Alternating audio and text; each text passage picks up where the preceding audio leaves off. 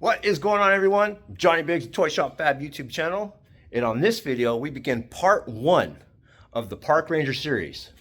And that's where we fix that thing to put behind that thing and stuff it in that thing over there.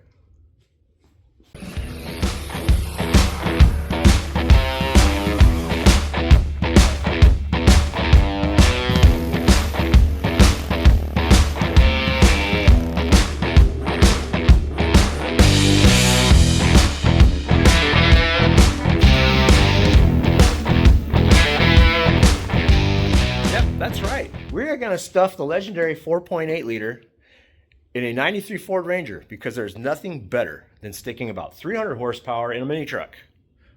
So you can terrorize the neighbors with it. But we need to start somewhere. Now, I'm doing this build series because a lot of this stuff I have had for a long time. I'm actually reusing some stuff and I'm fixing some stuff.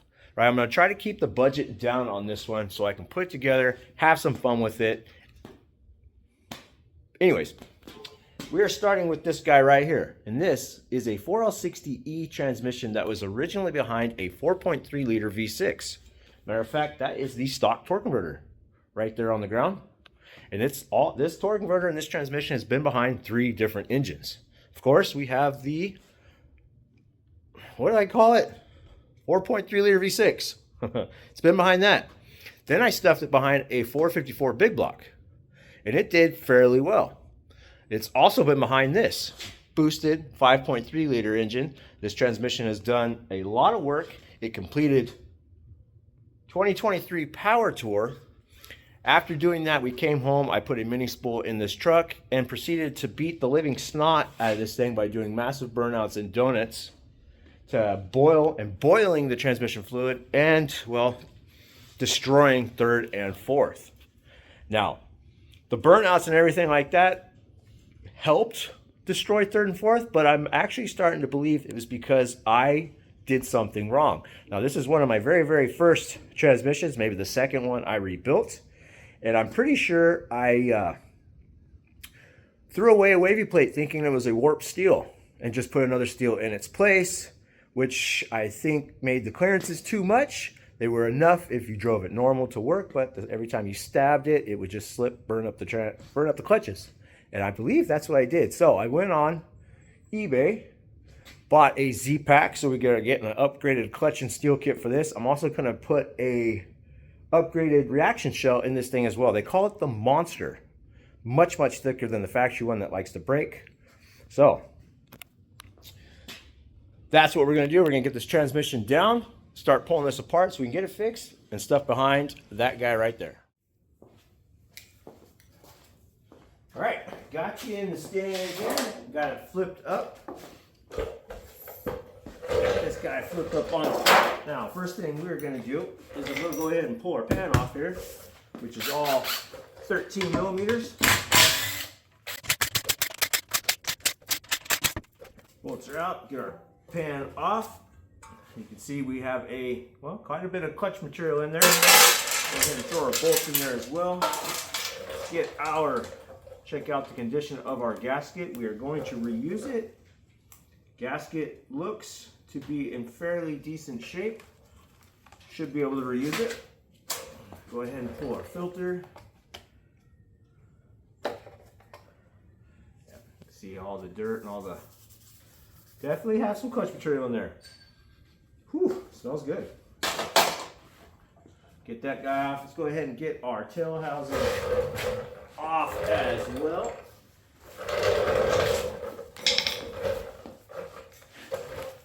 I believe that guy there. We're going to start with the 10 millimeter. Get this guy out.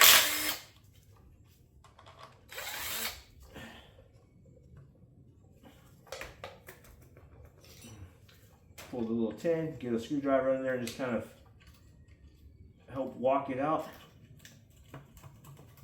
There we go.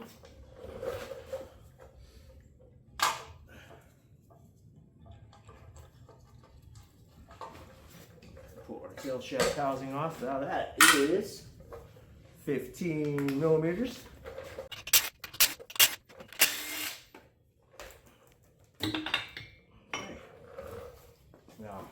I've had this thing drained for actually a couple days now, but fluid seems to find places to hide.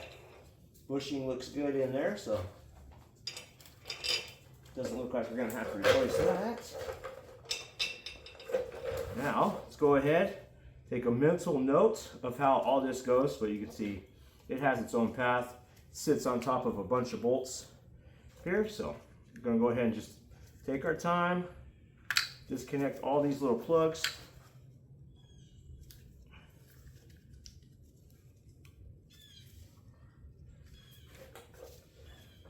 Now I believe I replaced this harness when I rebuilt this transmission, so everything's pretty good. If this is something you're going to try to tackle on your own, and you have the original harness, be careful with these tabs. The tops of these could break off, especially with a bunch of heat cycles. So put that guy off. Unplug this guy. Come on. There we go. Unplugged. Unplugged. Okay. Boom, boom, boom. Boom. Boom. Unplug this guy.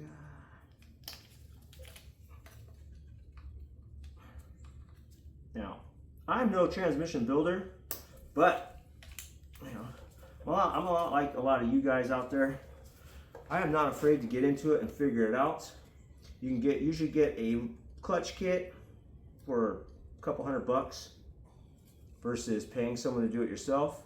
And well, I like to think of these things are broken already, right? So I'm not going to break it. And if I learn a new skill, that is awesome. Now we got to get this guy out of here. I'll show you.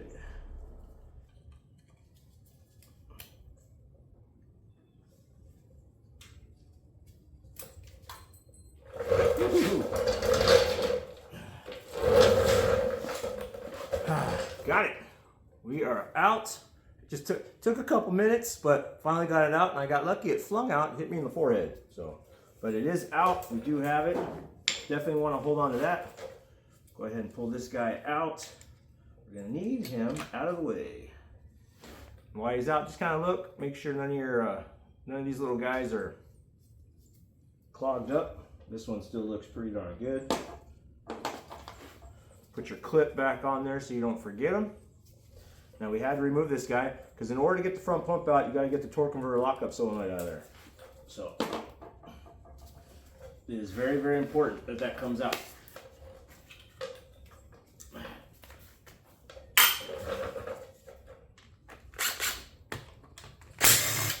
Those guys are 10 millimeters.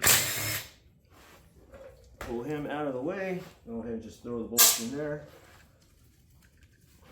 Grab our flat blade screwdriver and just kind of get up underneath these little tabs. Gently pick up.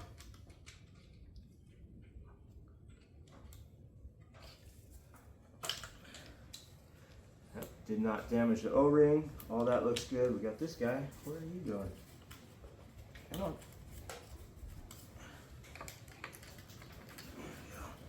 Got a filter.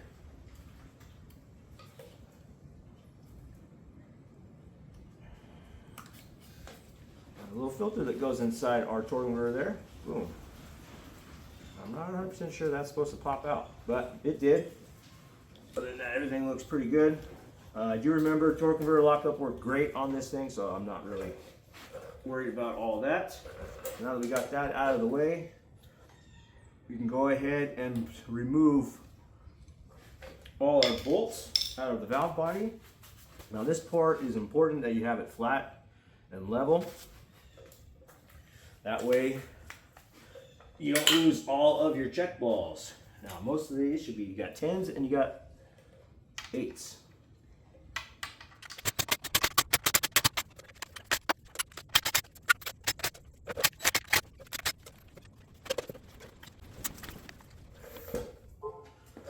Valve body is off and we got all of our check balls in place. Gasket looks great as well. Go ahead and pull these out. 1, 2, 3, 4, 5, 6, 7. So we got 7 check balls. We are also going to have one underneath this guy as well. So when we pull him off, there's going to be a check ball in there. So keep track of those guys.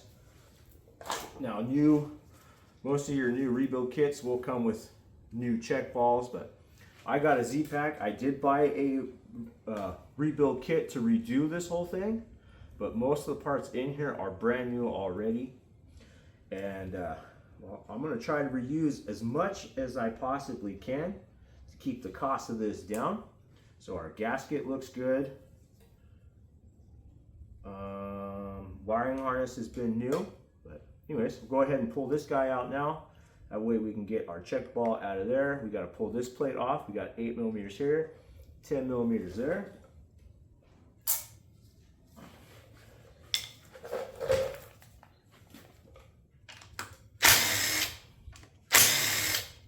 Now, getting in and rebuilding transmissions is something you want to do, or you got a 4L60E with third and fourth gear out of it. Those are the most common. Usually it's burned up clutches or a broken reaction shell. I'm not sponsored by these guys in any way, shape, or form, but this is the first one I found, and I understood everything. They go by step. They even show you how to make the tools you need to do it, so you don't have to go out and buy any fancy tools. But look up transmission bench on YouTube. They got a whole series of these transmissions and a bunch of other ones, Dodges, Fords.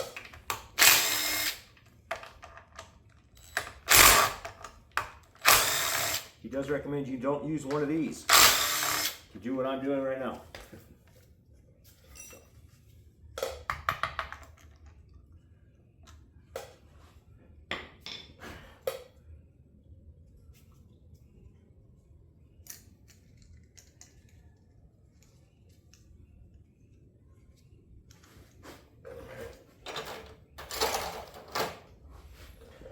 Those guys are out. Go ahead and pull our gasket and our separator plate.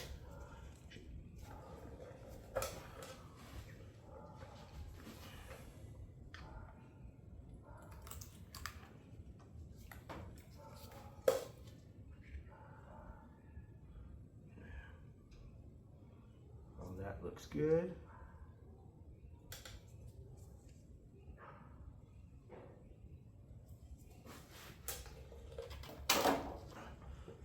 Gasket from our case.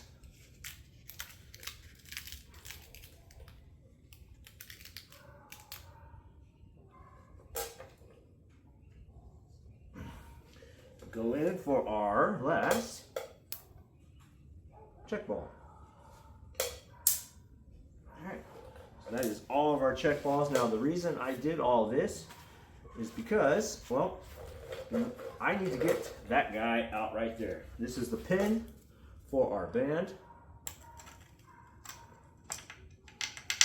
That helps secure it against our drum in there, so I need to get that guy out, make it easier to remove our band.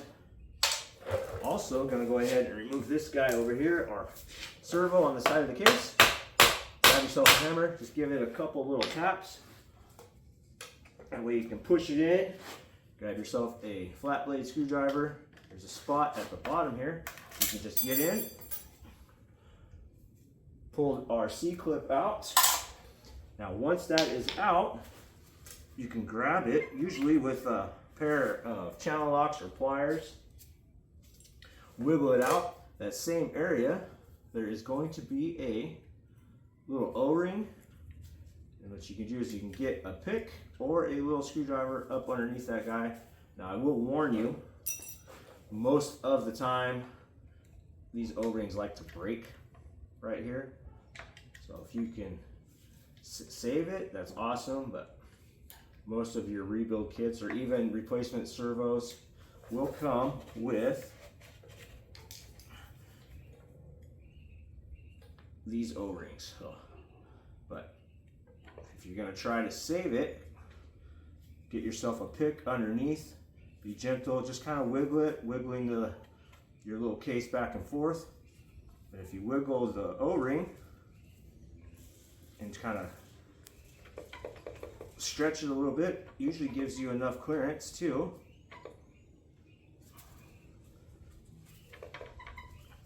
Allowed to remove our cover here without damaging the O-ring. But I need to get a pair of pliers.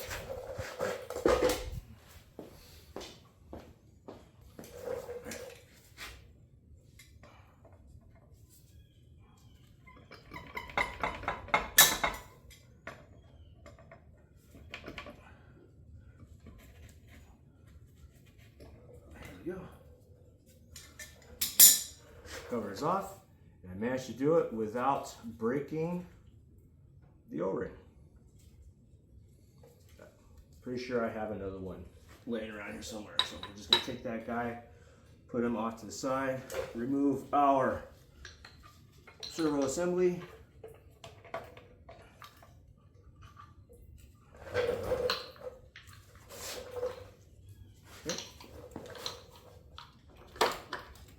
This is an updated Corvette servo. Alright, everything's good, everything's out of the way. Making a mess. So now that we've got those guys out of the way, go ahead and stand this guy up and remove our front pump. Alright, transmission is now stood up in the frame. Now next thing we gotta do is we gotta get the front pump out of here. And then first things first, so you got to get this little O-ring. Well, this one actually might be okay. The older or newer transmissions with the 300 millimeter shaft, the O-ring's bigger. It won't allow you to slide the pump over it, but this one looks like we should be okay. So I'm gonna go ahead and leave that in. I believe these guys should be 13s. Newer transmissions are Torx bits, and then they got the other, there's another little weird one on there too. So these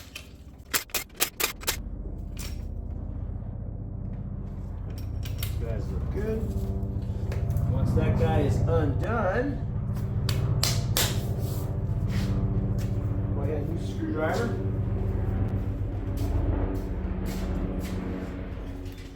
Help if I took all the bolts out. Where were you? Could help me. All right, so there we go. Sure am glad. Okay. He said, be careful. Make sure you got all the bolts out. Don't pull. Don't do what I just did. All right, so now that he's out,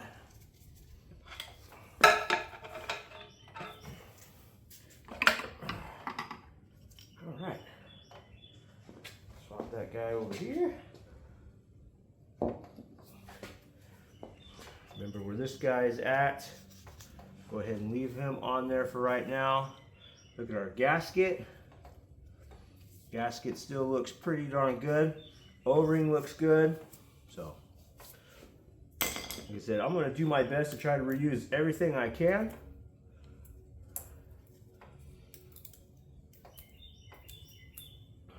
Because everything in this only has about 3,000 miles on it. Alright, now that we got that guy out of the place, let's go ahead and pull our band out. See if I can get him out of there. Go ahead and look at him. Those will come out, just gotta play with it a little bit.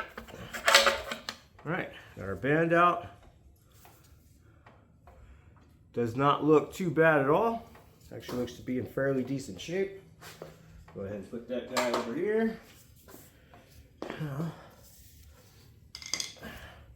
Go ahead and pull this guy out, send him over to the side.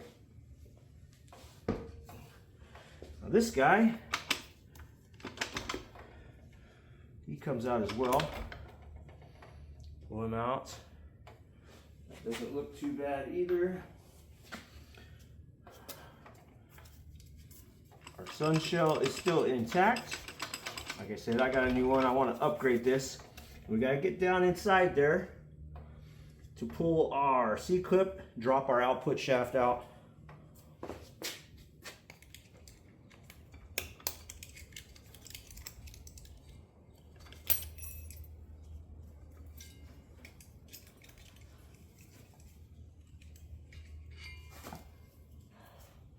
All right, a million layers later, we got it out. So now that we have this, our little C-clip off our output shafts, it should drop. Go ahead and put this guy right here for right now. See if we can move our planetary. Get that guy pulled out. Just go ahead and inspect it. Everything feels real good. Like all this stuff was new or refurbished when I put it together. So all this stuff should still be pretty good.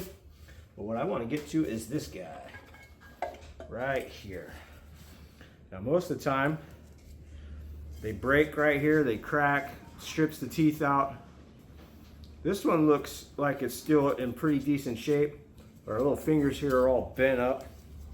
They look like they've taken a beating. So should be a bushing right here. Oh yeah, right there. Let's see if I can get this guy up and out of the way.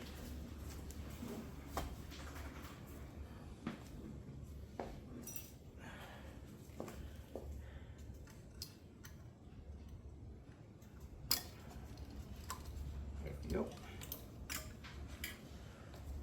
There's our little bushing. Go ahead and put him in there.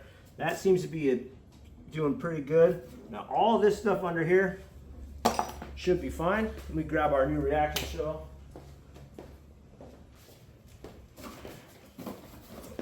All right, here's our new part. Go ahead and get him out of there. Should come with a new bushing. Put that in place with the other one. Now, most important thing about this is I'm going to pick up the other one. I'm going to go ahead and put this guy in here so I don't forget it. Pick up our old reaction shell here. Get it in the camera so you can see. All right, so you can see the thickness of that guy, and then you can see that guy. So there is a noticeable difference between the two shells. This one is much, much thicker than the original. The teeth are a little more, I don't know if you can see them on the camera there. Teeth are more pronounced and hardened. So this one should take the abuse a lot better than this guy. Even though I don't see anything wrong with this one. A couple little wear spots, and our little fingers are kind of, you can see they're kind of beat up. Just a little bit from in there clanking around. So definitely a good upgrade. But we're going to hold on to that guy because it is still good. Can be cleaned up. Like I said, this one is being used because we are going to beat this one up. So go ahead and put him down in there. Back where he comes from. There we go. Sat in place, sits on our little bushing like it's supposed to. So now we can go ahead and drop this guy back in. Just double check.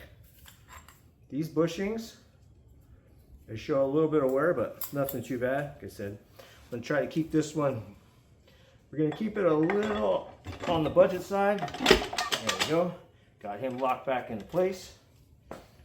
Go ahead and grab some fluid.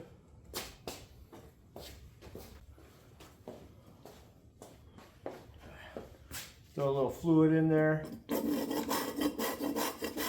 that out. Need to grab some more. There was enough in there. Get some fluid on all those gears. Go ahead, move him over. Now we got our new reaction shell installed. Let's go ahead and replace our C-clip. There it is. Like I said, this is the reason why I took the tail shaft housing off, so I can put my foot underneath our output shaft and hold it up.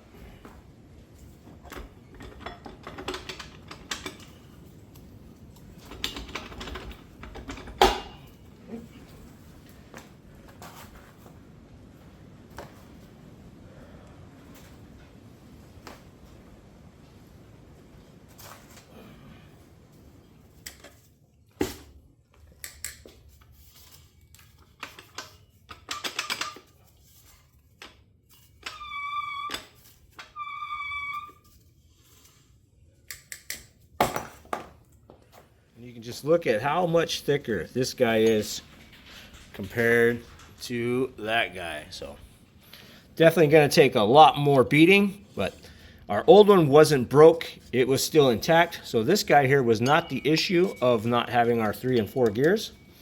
As a matter of fact, it is this guy right here. This is what I figured our problem was coming from.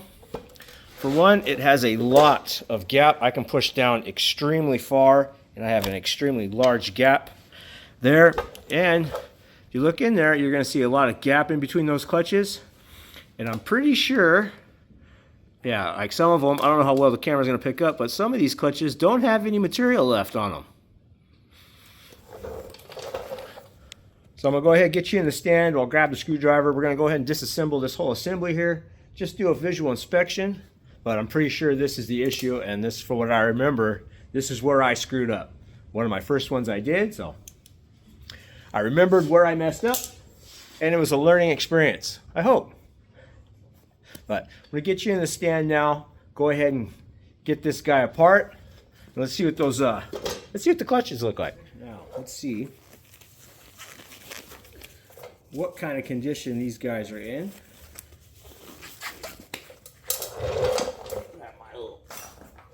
Screwdriver here.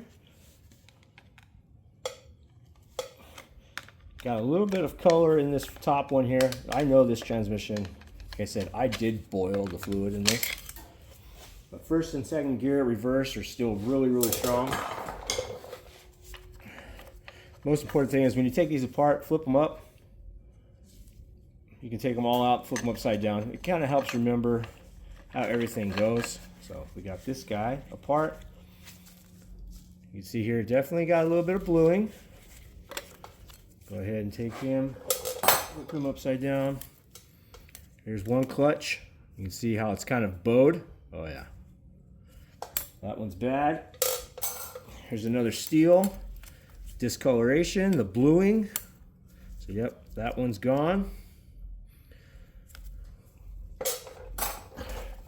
Got another clutch here. See how warped it is, how it's kind of cone shaped. These guys saw a lot of heat. Got a little bit of the clutch material wore out from the inside edge here, and definitely from the outside edge here. Here's our steel. A lot of bluing in that one. Definitely deformed. This is more of a cone shape as well. Here's another clutch. So these clutches are definitely shot. Steels are shot as well. You can see there, definitely a lot of bluing. So this poor guy, this poor transmission got really, really hot. Here's another clutch. See how sharp that outside edge is.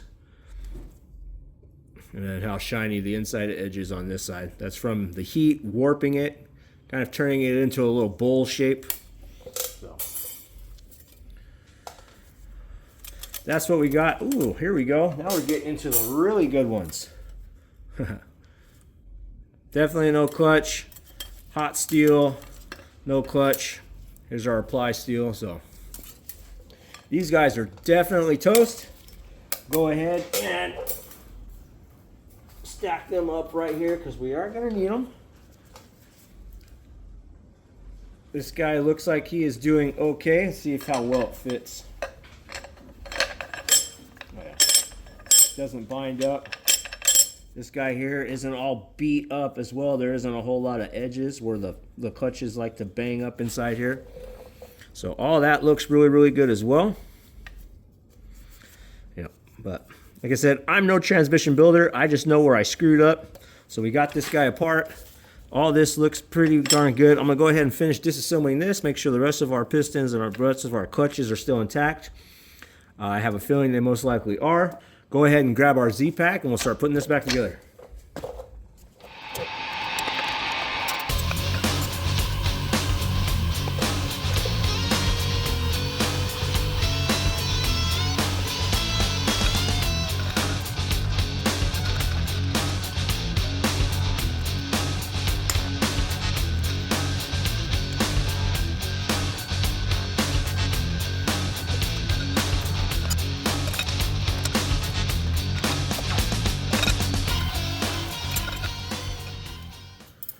All right, we got the thing all tore apart. The rest of our clutches seem to be in pretty decent shape. So I just wiped everything out, put it all back together. We got our new clutches over there, and this little guy right here soaking, and I have 9 new frictions in that transmission fluid bath.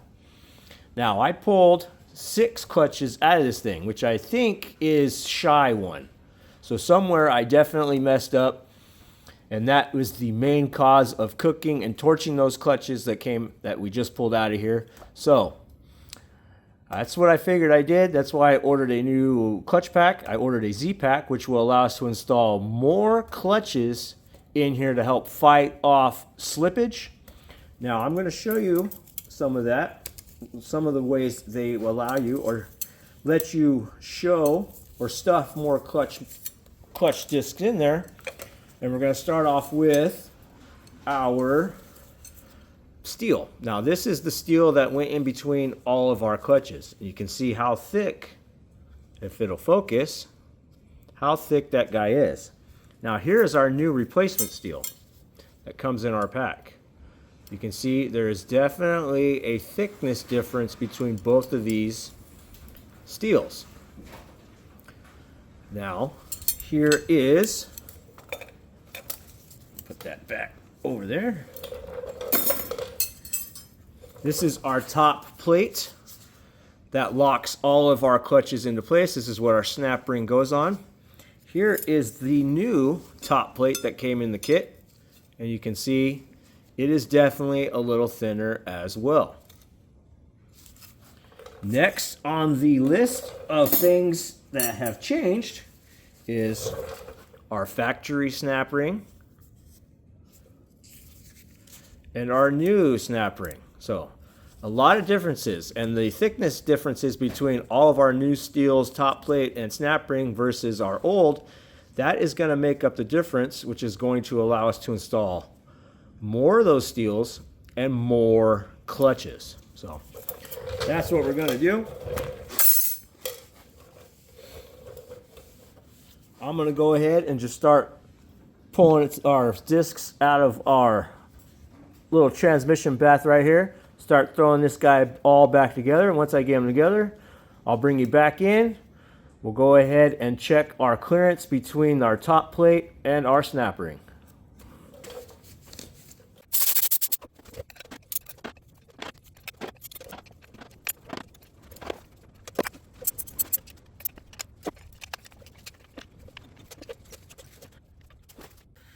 All right, we got all our clutches from our Z-Pack installed now. And I have our snap ring. Let's see, I'll go ahead and put our snap ring in place. Now factory asks for 60 to 80 thousandths clearance between this top ring and our snap ring. Now I've got all 9 clutches in here, and I've got almost every single steel in place. Now you can see here, pushing down, we might have, where is this guy here? Let's see what we got.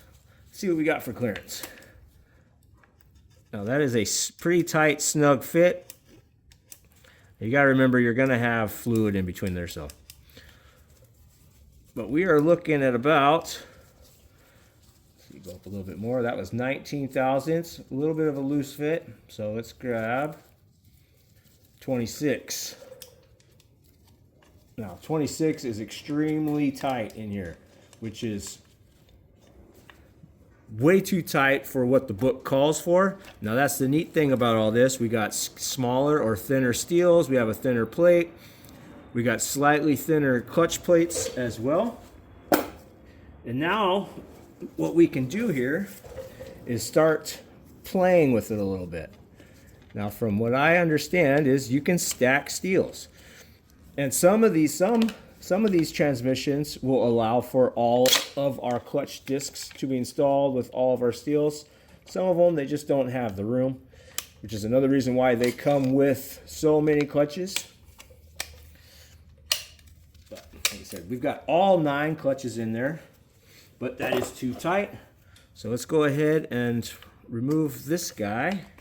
This is our thicker top ring. Go ahead and remove one of our steels.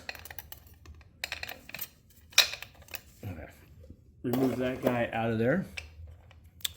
Now we can remove a clutch plate if we need to, because from my understanding is we have a steel here, now we have a steel here. You can stack steels to help with clearances. Now we are going to be losing a clutch disc, but we still have 8 in here, which is 2 more than what I began with. Then we'll go ahead and put this guy back in here. And he looks like he kind of he lines up with where it should be. Let's go ahead and put our snap ring back in place.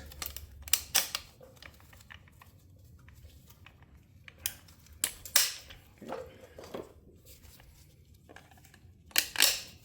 All right. Pick up on it. Make sure our snap ring is all the way at the top. Now you can see here just on the video, we have a much larger gap between our top ring, our top steel, and our snap ring. So now let's go ahead and see where we're at.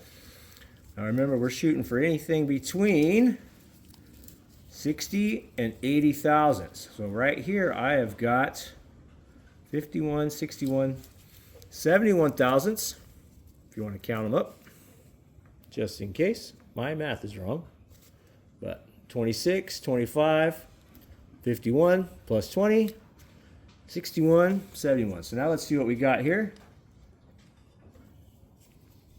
71 is definitely, you can put it in there, and it just has a slight little drag between our top plate and our snap ring. Now remember, you got to make sure your snap ring is all the way up. So if you can, put it in between where like kind of our finger is right here, where our snap ring gets held into place. So go ahead and put it in there. But we're at 71 thousandths, and I got a nice little drag right there. Let's see what happens if we go. Let's add another 10 thousandths on top of that.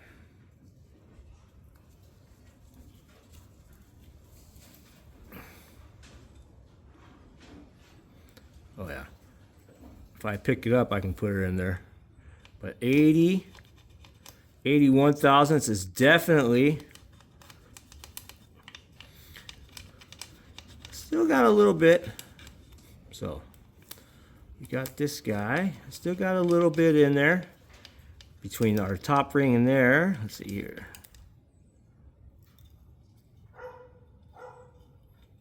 Yeah, definitely got a pretty decent little drag. Now we do have fluid in here, and that's gonna help. That's gonna definitely throw off our measurement a little bit. So I'm gonna see what it feels like by removing something and applying, putting a clutch disc back in, but leaving a steel disc out, because we have 2 of these guys here. So when we move this plate here, put a clutch back in there.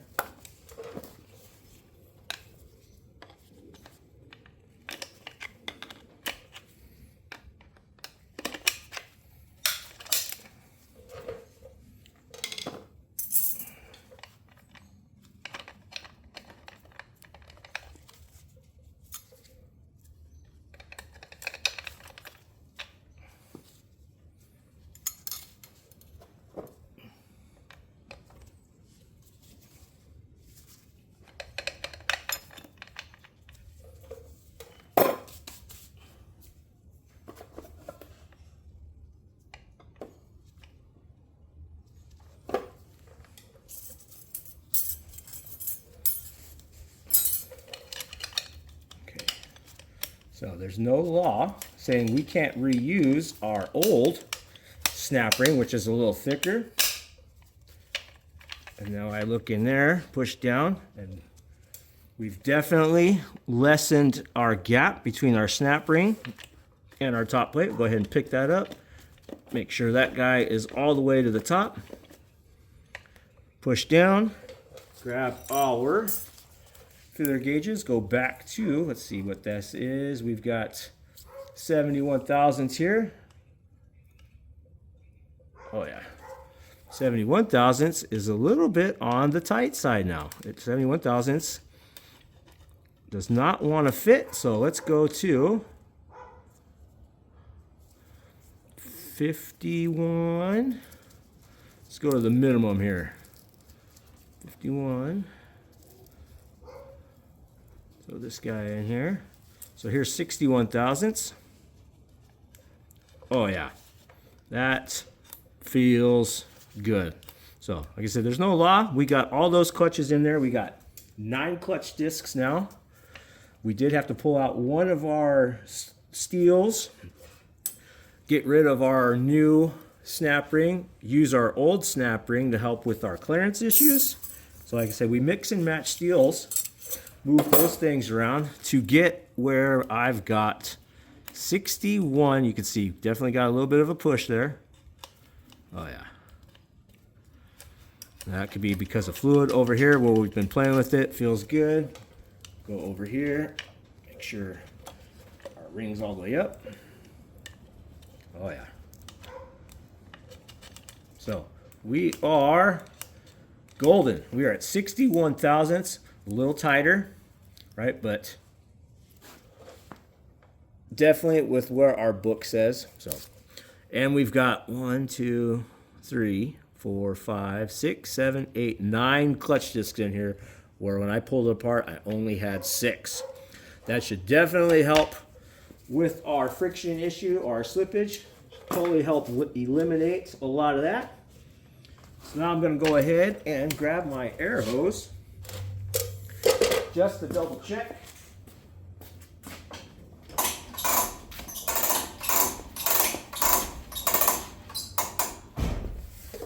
So, like I've said before, I'm no transmission builder, but I'm definitely willing to take things apart and learn. I have no problem taking it apart whatsoever. So now, pay attention where that bearing was. What I can do, now I know some of these, they've had issues where that leaks down in here.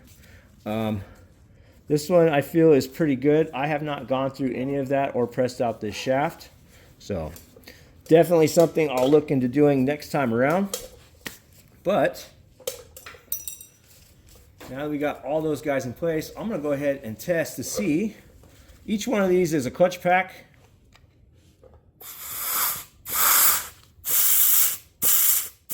You can hear, I don't know if you can hear it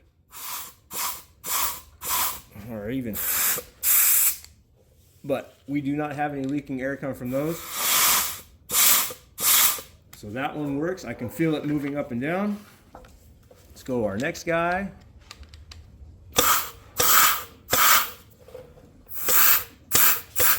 So you can see these guys here. So that guy is moving. Very little pressure. That's good. You don't want to throw a whole lot of pressure at it with your air gun. You just want to make sure it actually moves and functions, and you can hear the clutches kind of engage, disengage.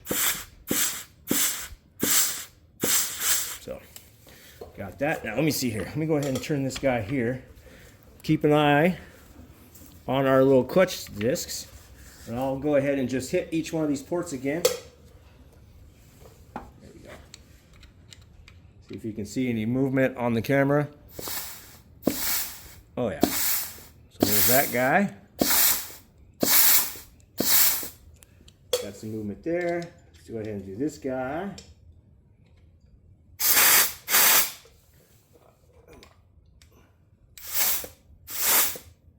There we go. Got movement there. Now our next one should be this guy here. This should be all our clutches we just did. Yep. So they engage, it disengages. So all that looks to be working now. So now I can go ahead and start putting all of this stuff back in our transmission so we can put our front pump back in and get this thing set off to the side and one step closer to our goal.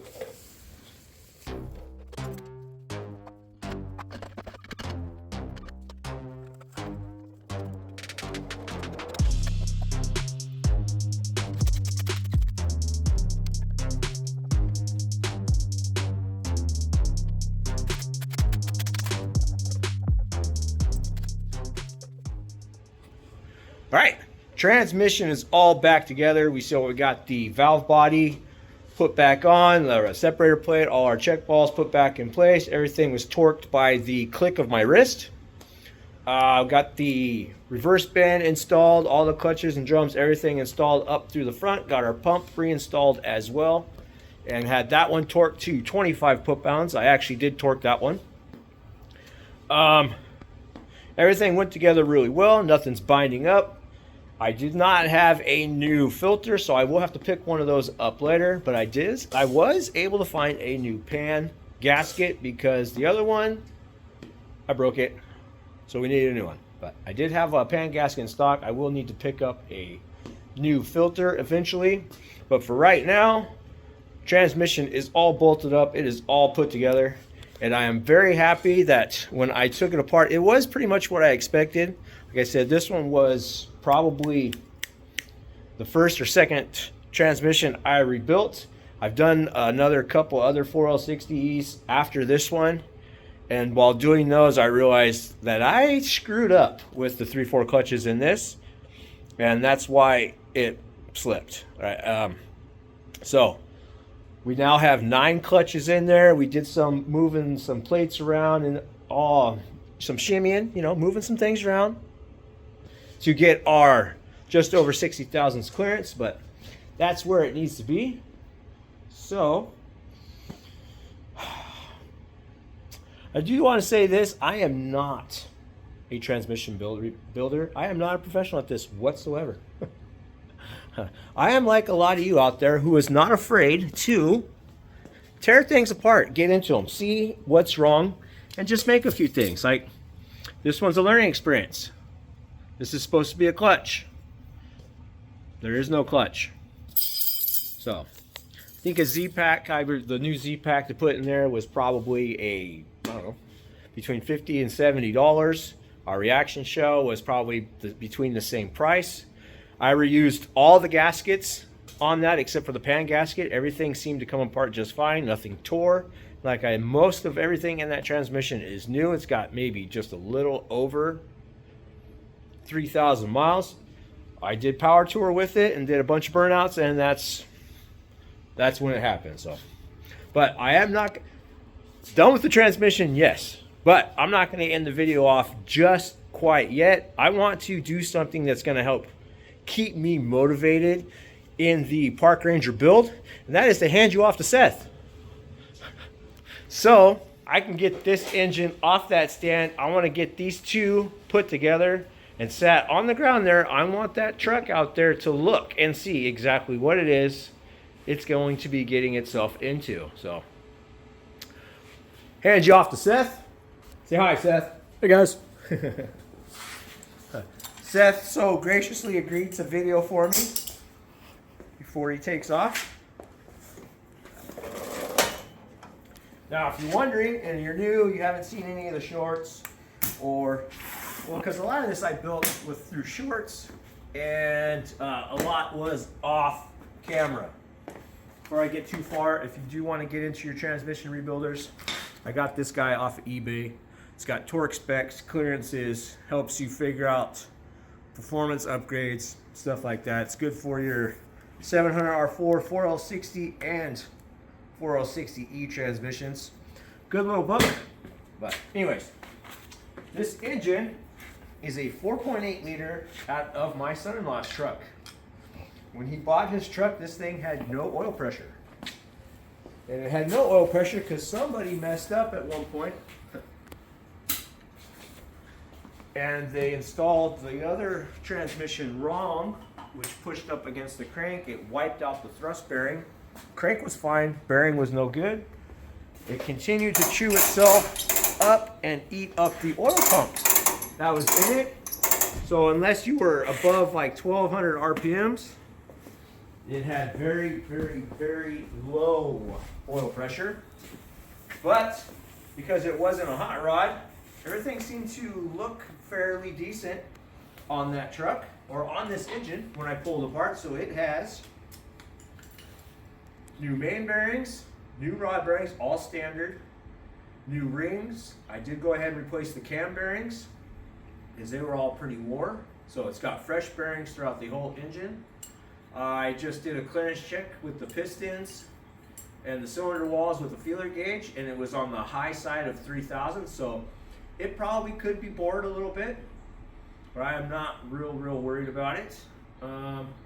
It does have a Sloppy Mechanics Stage 2 camshaft, matching springs, trunnion upgrade, lightly ported stock heads, and of course, an eBay, the finest of eBay intake manifolds, with the finest of eBay style deep motor. Actually, got a 4-barrel throttle body over here. I wanted to set it up a little bit different than the normal like LS style intake manifolds. I wanted to have a intake like this with the fuel rails, but a carburetor looking style throttle body.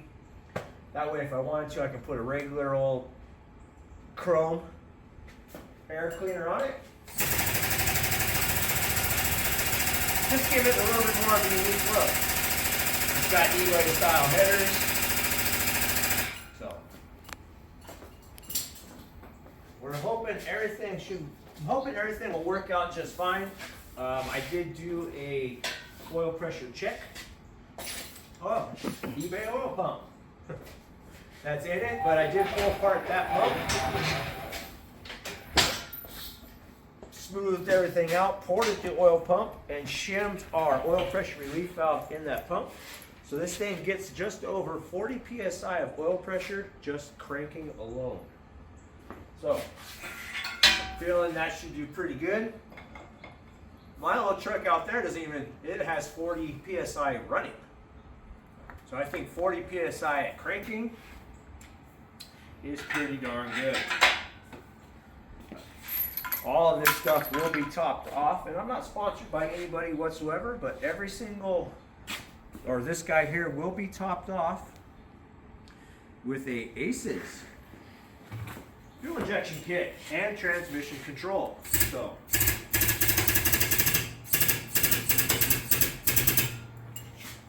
should do pretty good. First time I'm using a transmission control or a computer transmission control for this. I figured ACES was having one of those holiday special deals. So I bought the whole kit, and this was actually a while ago. Some of you who have watched the channel for a little bit or have seen it have seen these things just sitting over there for a really long time.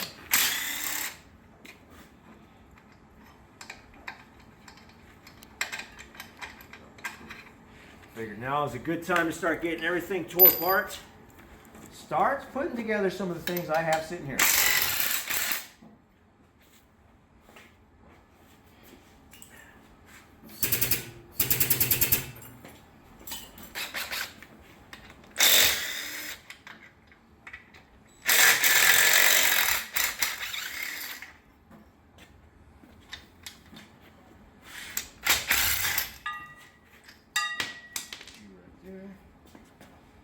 These are my favorite, actually. I like these engine plates for our engine stands here.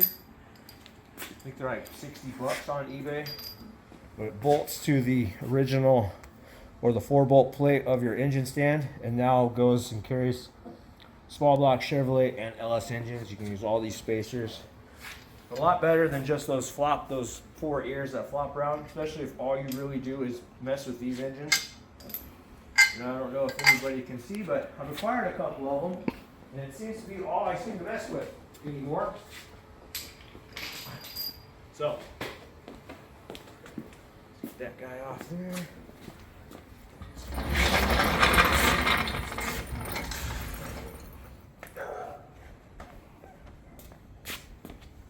Now, this being a 93, I'm going to believe, because this bell housing's longer than, say, the newer transmissions, like that one's an 01. This bell housing's longer, so it's going to need our nose cone adapter for our torque converter. I believe. If I was running the newer style transmission, I wouldn't need that.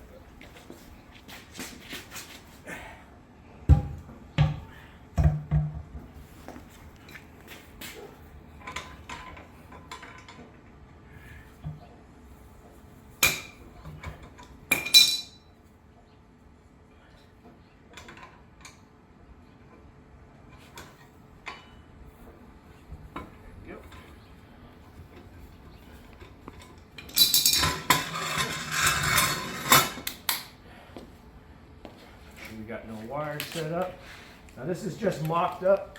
This intake will come back off. There's a few little modifications I have to do to get it to work with this other stuff that I got. And I'm hoping everything will work out the way I hope. But for right now, I got it setting up there. We got our flex plate installed. I just need to double check, make sure this is, I didn't leave all these loose. Nope. Pretty sure I torqued them. Just want to make sure they weren't loose. So yeah.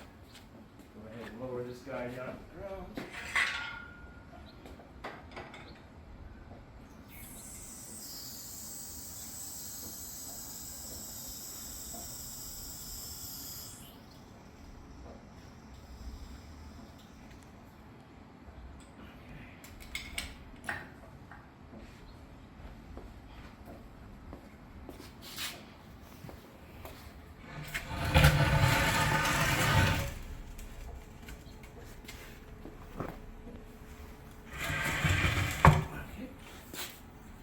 Now, let's see what we got here. Need to come up just a little bit.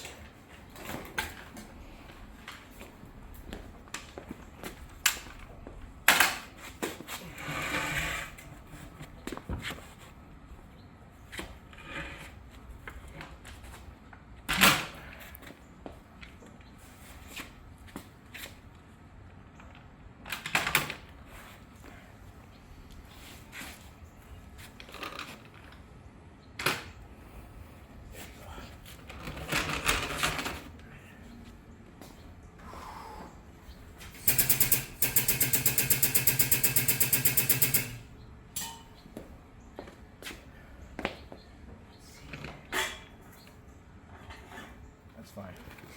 We got that guy, and it looks like if this guy gets bolted, oh yeah, just clears. Look at that.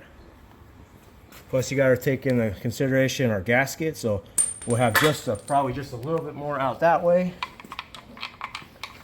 And that guy, there's no doubt about it, we're cutting that off before I go putting that in the truck.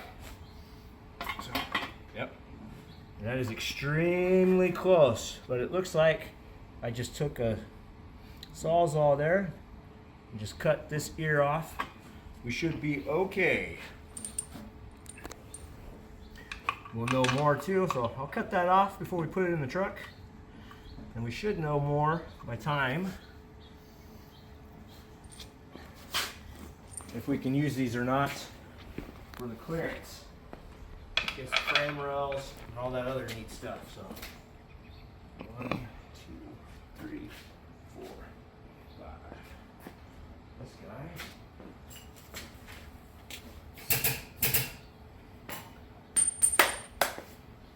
Go ahead and just snug this guy up real quick.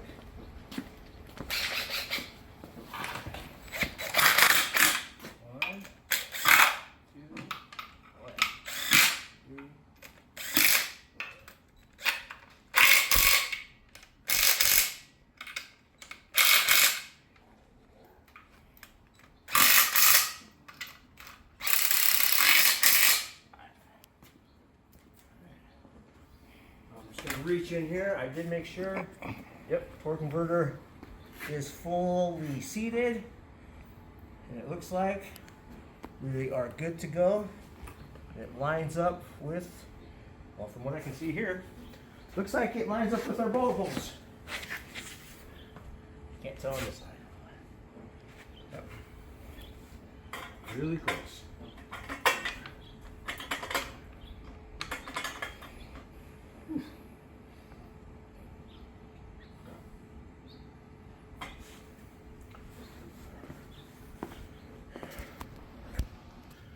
All right, transmission is mounted to our great 4.8 liter. Looks like we'll be able to use our headers so far. Just got to trim this ear up right here. That should give us enough clearance. I mean, it's going to be pretty tight right here, but I believe we can do it. Torque converter spins inside here, so it is not binding up And from what I can tell, it looks like our bolt holes do line up.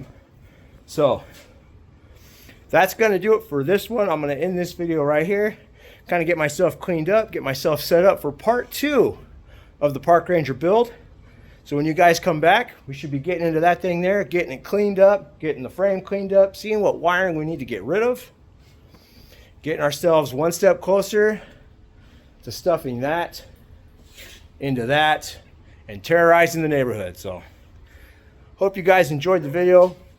Give a guy a thumbs up, tell me what you think, leave a comment down below. Hit that hype button, it helps, it really does help. So but I appreciate all your guys' support. I appreciate you watching. Thank you very much. Hit that subscribe if you haven't already, and I'll see you guys back here later for part 2 of our Park Ranger build. Thanks for watching. See you later, you guys.